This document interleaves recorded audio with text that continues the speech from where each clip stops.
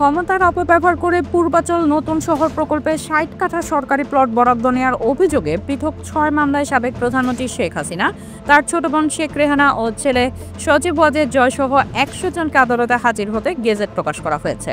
গত ৩রা জুলাই ঢাকা মহানগর senior special জজ জাকির হোসেন গালিবের সই করা এই গেজেট বিজি প্রেস প্রকাশ করে।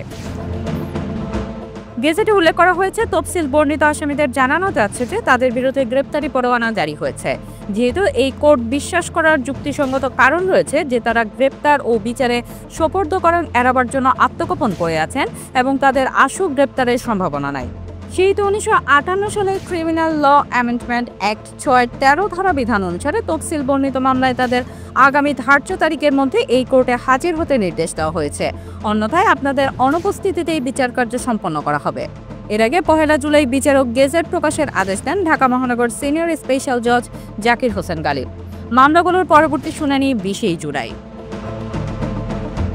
বিষয়টি নিশ্চিত করেছেন দুদকের প্রসিকিউটর মীর আহমেদ আলী সালাম। তিনি বলেন, প্লট বরাদ্দে দুর্নীতির ৬টি মামলায় গেজেট প্রকাশের জন্য নির্দেশ দিয়েছেন আদালত। বিজি প্রেস থেকে গেজেট প্রকাশিত হয়েছে। আগামী ২০ জুলাই মামলাগুলোর তারিখ ধার্য হয়েছে। এ তারিখের মধ্যে আসামিরা আদালতে হাজির না হলে তাদের অনুপস্থিতিতে বিচারিক কার্যক্রম শুরু হবে। প্লট বরাদ্দ অনিয়ম ও ক্ষমতার অপব্যবহারের অভিযোগে শেখ হাসিনা, শেখ রেহানা, সজীব ওয়াজেদ জয়, রাদওয়ান মুজিব সিদ্দিক, টিউলিপ সিদ্দিক, পুতুল, আজমিনা সিদ্দিক সহ মোট ১০০ জনকে আসামি করে ৬টি মামলা করা হয় ১২ থেকে ১৪ জানুয়ারির মধ্যে।